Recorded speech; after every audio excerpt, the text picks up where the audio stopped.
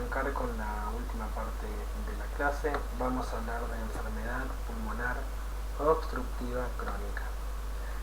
Quiero arrancar con un video que lo van a tener subido en su playlist y 3 páginas de las cuales hay un montón a las que pueden entrar. Una es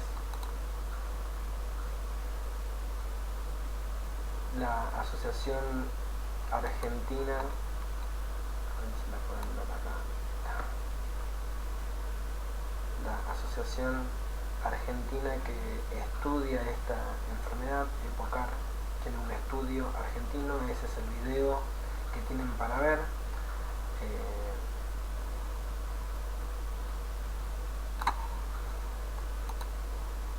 Luego tienen la Fundación Argentina de Tórax,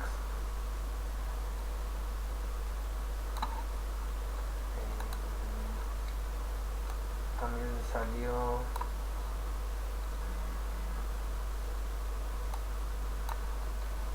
la guía de práctica nacional hace un par de años para EPOC.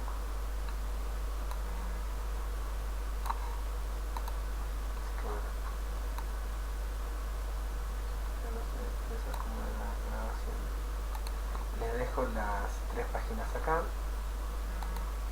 Datos que quiero resaltar de una investigación que se hizo en el 2014, que ahora puede ser que haya variado un poco, quizás ahora es un porcentaje mucho más alto o mucho más bajo, pero hasta ese momento el 11% de los argentinos padece EPOC y la mayoría no lo sabe. Y en las Américas, 7 de cada 10 personas mueren de EPOC causado por el tabaco. Esto salió en el 2012. Les dejo ambos links de las 2 notas para que lean. ¿Qué es EPOC? La enfermedad pulmonar obstructiva crónica se caracteriza por la obstrucción crónica del flujo de aire que afecta las vías respiratorias, tanto del parénquima pulmonar como de ambos, y no es totalmente reversible. Aparece como disnea y va aumentando y persiste hasta que empeora con cualquier actividad. Tiene una tos crónica, conocida como tos fumadora, la tos del fumador, que puede ser intermitente. Hay momentos en que es más habitual y hay momentos en que no está presente. Lo que sí puede manifestarse también es una expectoración crónica, siempre está con mocos. Esta enfermedad se caracteriza en mayores de 35 años, básicamente tabaquistas, que fumen más de 10 paquetes al año de cigarrillos. Y esta enfermedad tiene una detección precoz muy alta si se practica la espirometría en la atención primaria de la salud. Si nosotros aprendemos a detectar los síntomas de las personas que pueden tener EPOC, podemos salvar muchas vidas, y la detección precoz hace que se pueda actuar mucho más rápido sobre sus patologías concomitantes. Por ejemplo,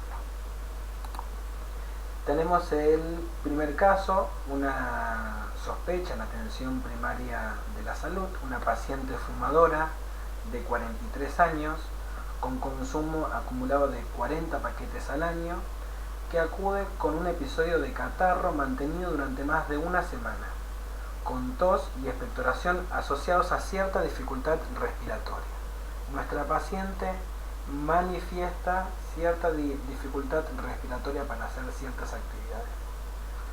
Según nos cuenta ella, no tiene antecedentes familiares ni personales de asma, y cuando auscultamos escuchamos unas sibilancias. Recuerden el video de sibilancias, si no vuelvan a escuchar con audífonos cómo suenan las sibilancias. Entonces,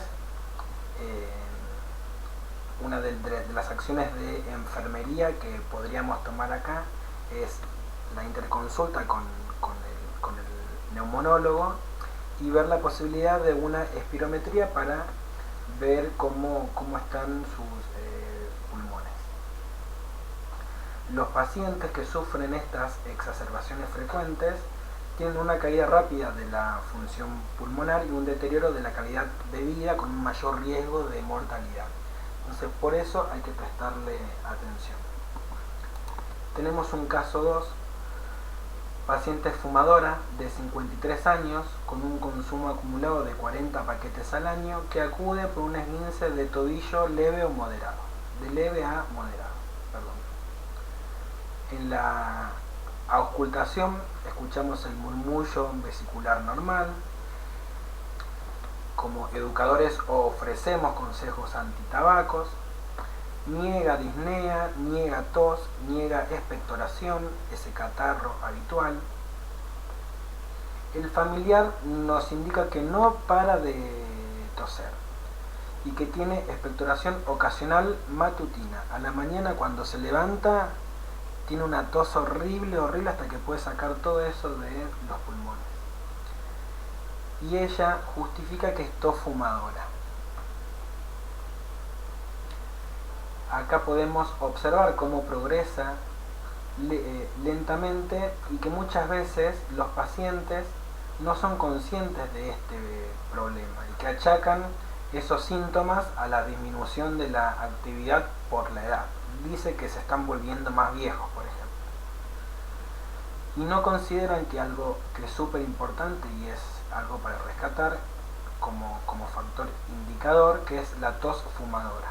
La tos del fumador no es habitual, no es un fenómeno que ocurre normalmente y que está bien, sino que es algo que tiene que hacernos pensar, que es como un diagnóstico, es que nos tiene que hacer llegar a ese diagnóstico que estamos buscando.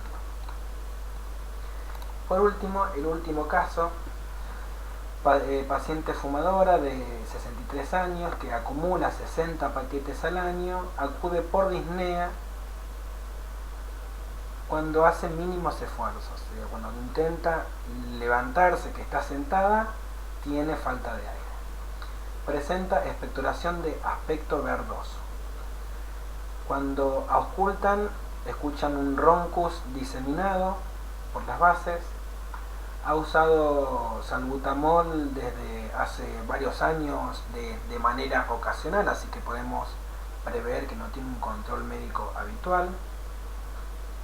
Niega disnea y sí, lo que nos manifiesta es que tiene un déficit de las actividades habituales. O sea, intenta cocinar y se fatiga y le falta el aire, intenta barrer y se cansa, intenta cambiarse y se cansa, intenta bañarse y se cansa. Esos síntomas son característicos de pacientes con EPOC.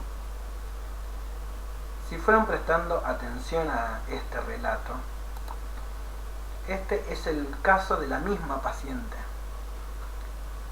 con una diferencia de 20 años. Este caso es el caso de Pilar, que es una paciente que fue diagnosticada de EPOC 20 años después.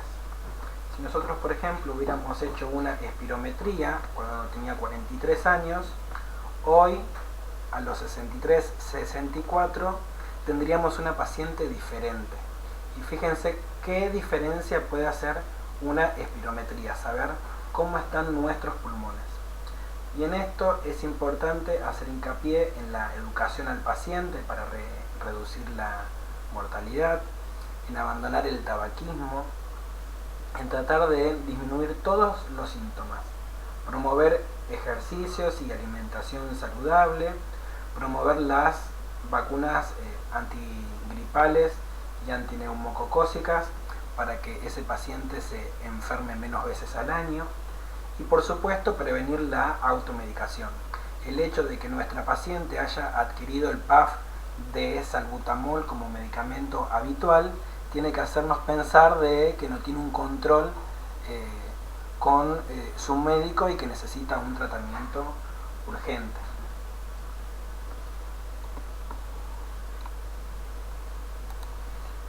Una de las enfermedades características de la EPOC, por ejemplo, es la bronquitis crónica.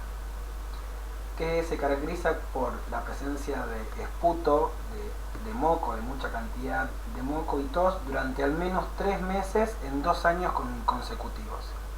Si durante más de 3 meses existe estos síntomas, se puede decir que tiene bronquitis crónica.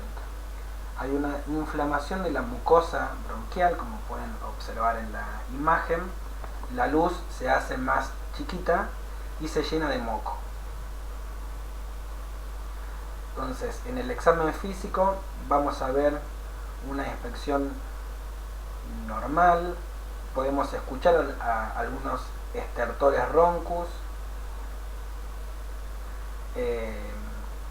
Algunos, depende si la luz está muy cerrada, puede sibilar, ¿sí? Si la luz del bronquio está muy chiquita, puede silbar. Y sí hay muchas secreciones.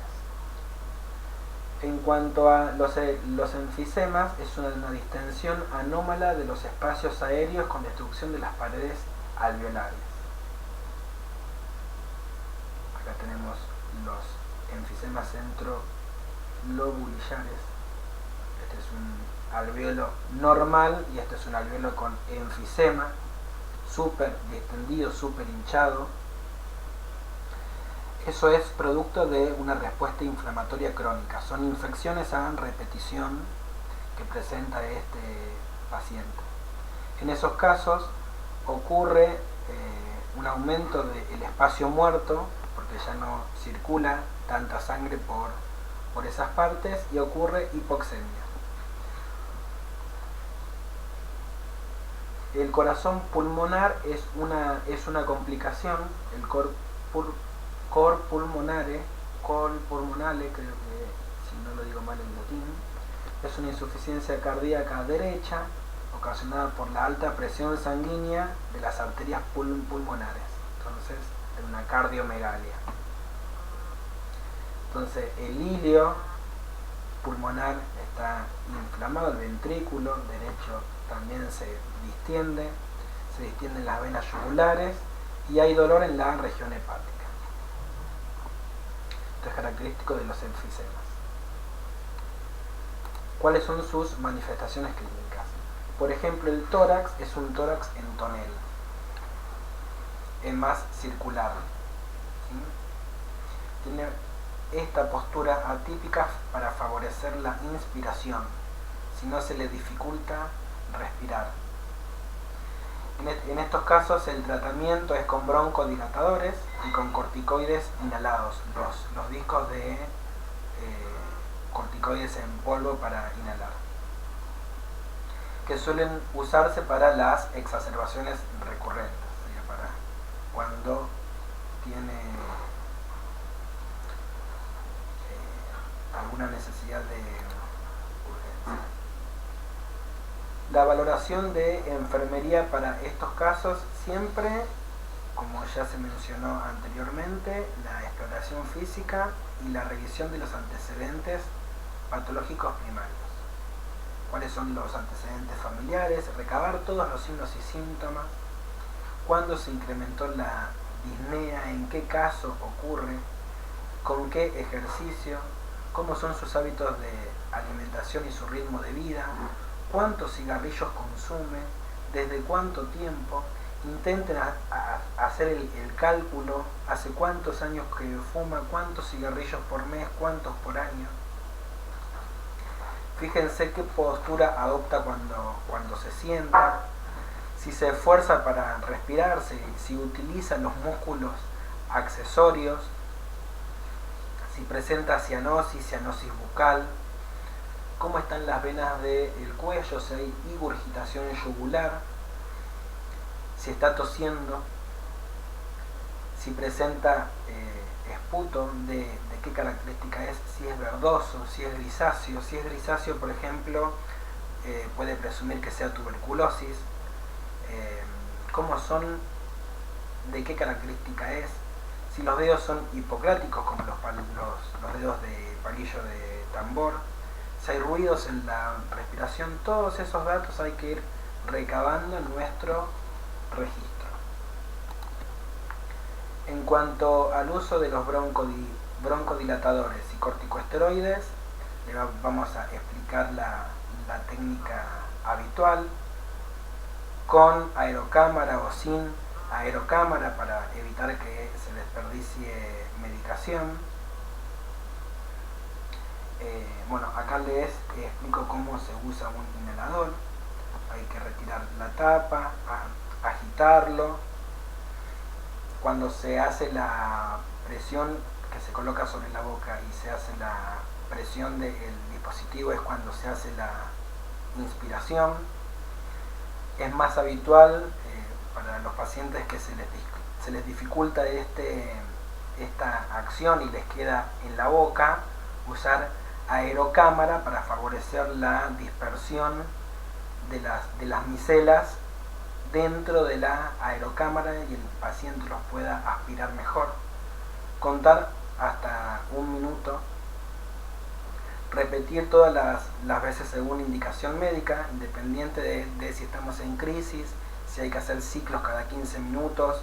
Todo eso va a estar indicado según criterio médico. Y luego, al finalizar, colocar la tapa y almacenarla correctamente. En cuanto a los cuidados de enfermería particulares, eliminar las secreciones de las vías respiratorias, mejorar los patrones de respiración, si hace falta la kinesioterapia respiratoria, hacer la interconsulta permanente, si es necesario poner oxígeno, validar oxigenoterapia y con qué dispositivo, tratar de empezar a incrementar en esta mejora continua el incremento a la tolerancia de la actividad, que el paciente se empiece a incorporar, que esté sentado, que empiece a dar sus primeros pasos, prevenir todas las complicaciones como infecciones respiratorias, atelectasias, enfisemas y derrames pleurales, promover el abandono del tabaco y, por supuesto, valorar el estado nutricional y, en todo caso, articular con la o el nutricionista para una dieta acorde. En cuanto a los diagnósticos de enfermería, en este caso también les puse algunos. El primero es la limpieza ineficaz de las vías aéreas relacionada con la obstrucción respiratoria al flujo aéreo. Y en este caso tenemos tos en el paciente, una tos ineficaz, ruidos respiratorios o ausencia de ruidos. Cuando hay un deterioro del intercambio gaseoso se observa hipoventilación alveolar. Ahí tenemos un diagnóstico con la característica de los datos del laboratorio y de la oximetría de pulso. Después tenemos el desequilibrio nutricional por defecto relacionado con el poco apetito. Tengan en cuenta que estos pacientes, el esfuerzo respiratorio les insume muchas calorías y entonces suelen bajar de peso. Entonces hay que tratar de complementar con la alimentación correspondiente. También es habitual el deterioro del patrón del sueño. Puede haber apnea del sueño, lo que favorece que el paciente no descanse bien. Y por supuesto también el riesgo de infección pulmonar, el riesgo de las neumonías intrahospitalarias por extensiones de la internación y por la consecuente infección. Si tienen alguna duda hasta acá, pausen el video y tomen nota. Seguimos con asma. El asma es una enfermedad muy heterogénea que suele caracterizarse por la inflamación crónica de las vías respiratorias. Acuérdense que estas son enfermedades crónicas, enfermedad pulmonar obstructiva crónicas, EPOC. Esta es causada por un edema de la mucosa. Los pacientes suelen tener un tiraje costal o intercostal. las costillas lo van a visibilizar con las costillas, y producción de mucho moco. Perdón. El asma es más frecuente en los niños en la infancia. En cuanto a la prevención, siempre hay que identificar el alergeno. La alergia es el factor más predisponente. Acá lo vemos. El sexo femenino también. Algunas actividades ocupacionales. La contaminación del aire, el tabaquismo, todo eso son consecuentes de la inflamación de esa mucosa, lo que produce una hiperreactividad, lo que favorece una limitación del flujo de aire, porque la luz de las vías respiratorias disminuyen y entonces producen sibilancias, tos, disnea, opresión en el pecho. Las complicaciones van desde la insuficiencia respiratoria, neumonías y atelectasias. Los tratamientos para los pacientes asmáticos van desde los de acción rápida para salir de la urgencia de la emergencia respiratoria hasta los tratamientos de largo plazo. Por ejemplo, los tratamientos cortos de acción rápida tienden a broncoabrir el pulmón, por así decirlo, para que el paciente pueda respirar. Al paciente se le dificulta sacar el aire que tiene adentro porque la mucosa está inflamada.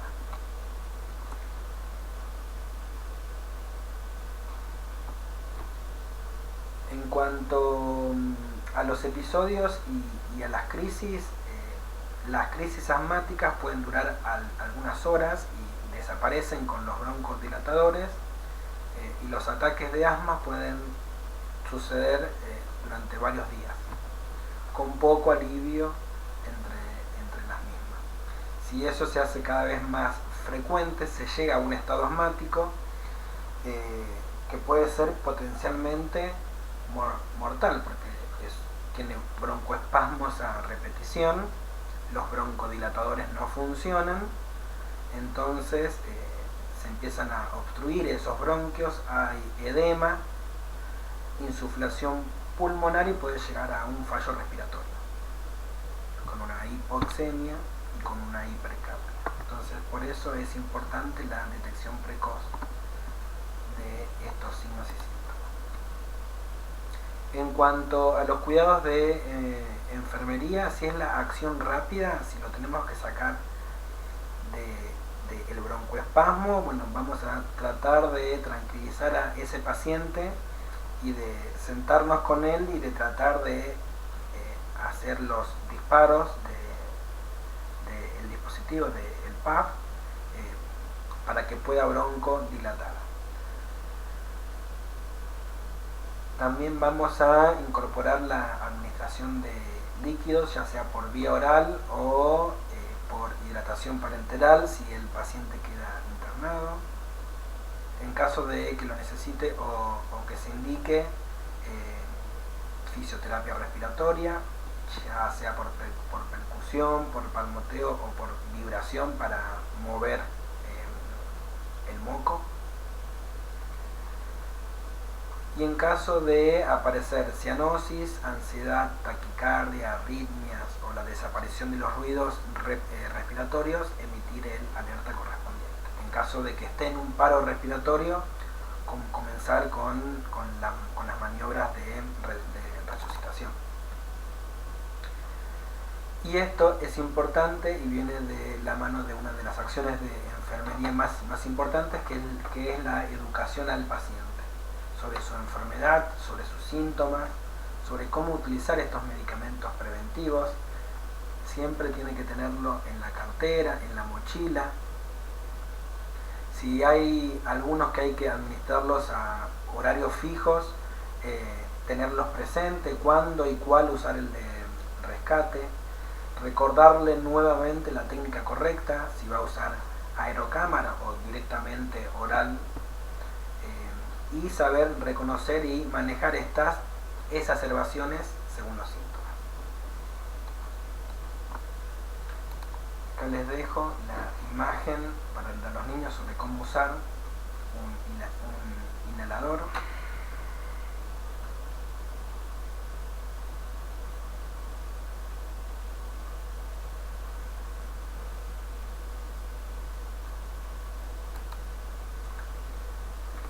Para asma se han previsto tres diagnósticos de acuerdo a estas acciones. El primero es la limpieza ineficaz de las vías respiratorias, tos ineficaz, mocos, secreciones.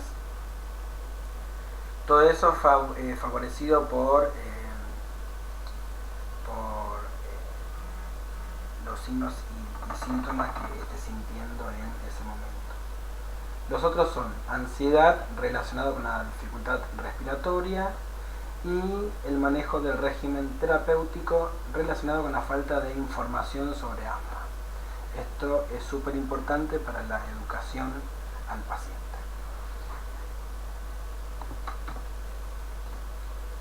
Solo a modo de visualización, acá observamos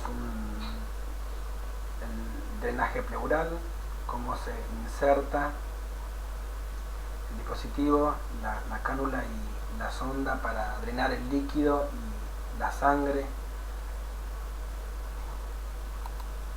Los tipos de sellado que se usa: el sellado simple con un solo frasco, el doble, un drenaje simple con un recolector, o con tres. Uno es el que tiene el aspirador central. Los cuidados básicos para el cuidado de la campana y del principio del sello de agua es siempre primero asistir al médico en la técnica, registrar el procedimiento, cuantificar el líquido drenado y cuáles son las características. Si obtuvo muestras, hay que rotularlas. En cuanto al sistema completo, hay que mantenerlo permeable, mantener la posición adecuada del paciente, utilizar una técnica aséptica. De esto van a ver un videíto. Mantener los frascos por debajo del nivel del paciente, evaluar las complicaciones, tener en cuenta los signos y síntomas de alarma y cambiar el frasco recolector cada 24 horas para contabilizar. Para ir cerrando, vamos a hablar un poquito de las atelectasias. Las atelectasias es el colapso o estado de falta de aire en los alvéolos causado por hipoventilación, obstrucción de las vías aéreas o por compresión. Son las que mayormente se observan en una radiografía de tórax, y las vamos a ver acá. Esta es una radiografía de tórax normal. Recuerden que solamente quiero que visualicen la normalidad y la anormalidad. Acá se observa la figura cardíaca, el diafragma, la columna. Y acá tenemos una atelectasia en el lóbulo superior. Acá tenemos una atelectasia en el otro pulmón, con una elevación del ilio. Acá. De esto les dejo una investigación, que es esta, una revisión de los signos radiológicos de atelectasia pulmonar, hallazgos en radiografía simple y correlación con tomografía computarizada, donde es un trabajo muy profundo sobre atelectasia, donde se observa y se analiza cada radiografía.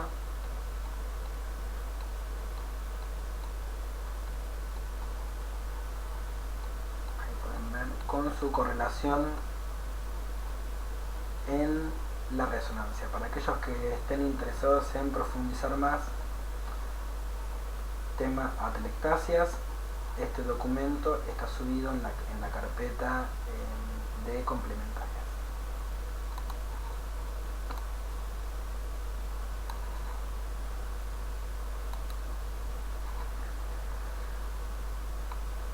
se caracterizan en agudas o crónicas.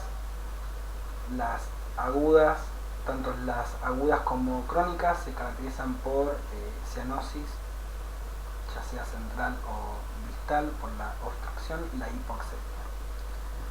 Los signos y síntomas característicos son los habituales para todas las patologías del respiratorio: disnea, tos y producción de esputo.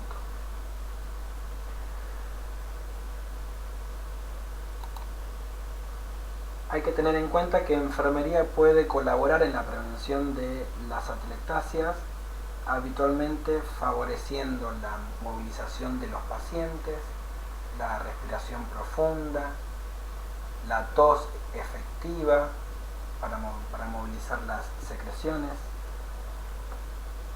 reforzar las técnicas de espirometrías de incentivo, efectuar el drenaje postural, que ya vamos a ver algunas imágenes, y realizar la aspiración de las secreciones según esté indicado.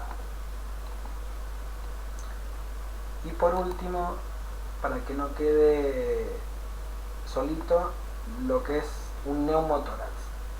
Los neumotórax son atelectasias que pueden ser parciales o completas. Se los dejo escrito para que ya les quede el resumen en la diapositiva. Que puede ocurrir debido a una presión positiva en el espacio pleural.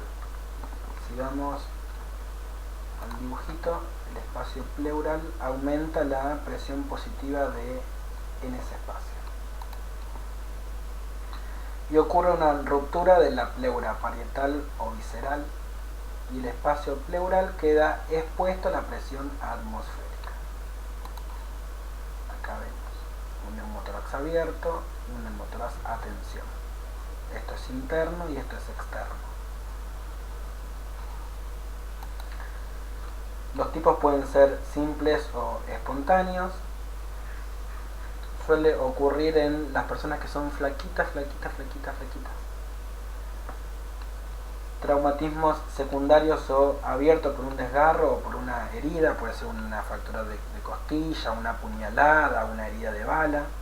Atención, el aire ha quedado atrapado y entonces como si explotara el pulmón.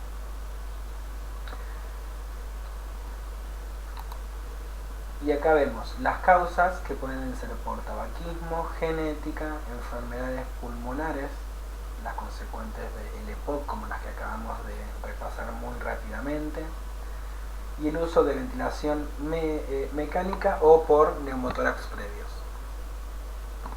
Acá hay un dibujito de una campana, que son las campanas que se les pone a los pacientes post-toracocentesis.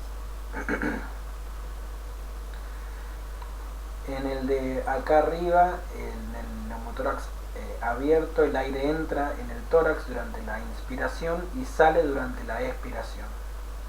Entonces el pulmón lo que hace es desplazarse hacia el lado afectado. En cambio, en los neumotórax a tensión, el aire entra pero no puede abandonar el tórax. Entonces, a medida que la presión aumenta, el corazón y los grandes vasos se comprimen y las estructuras se van desplazando hacia el lado opuesto del tórax. Inclusive hasta la tráquea es empujada. Acá pueden ver en la imagen. En cuanto a fisioterapia respiratoria, tenemos el drenaje pleural. A las imágenes se las dejo. Estas son las diferentes posiciones según los lóbulos que se quieren drenar.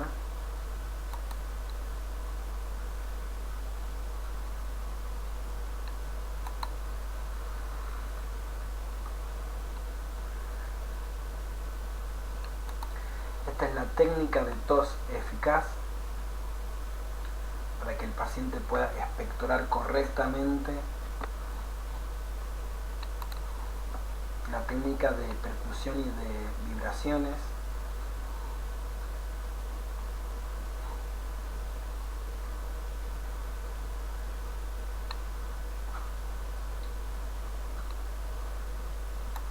tienen alguna duda o consulta, pausen el video, tomen nota.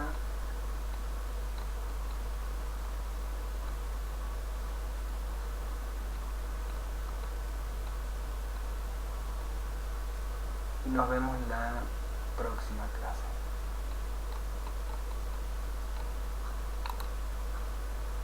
Cualquier duda, ahí están los datos para comunicarse. La próxima clase terminamos de ver tuberculosis.